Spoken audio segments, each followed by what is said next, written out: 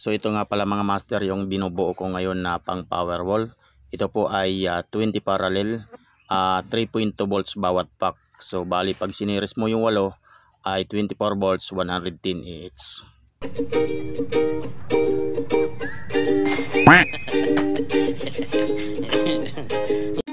Welcome back mga ka-DIY. So mag-a-assemble na pala ako dito ng 160 pieces na battery. So bali po ito ay each series 20 parallel. So ang bawat pack po nito mga ka-DIY ay mayroon pong 20 parallel.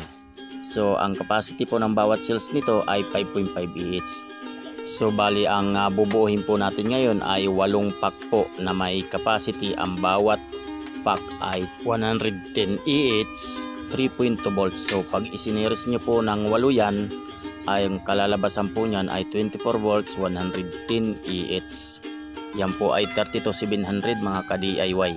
So inabot po ako dito ng gabi. Overtime po tayo dito para matapos po itong ating pang power wall.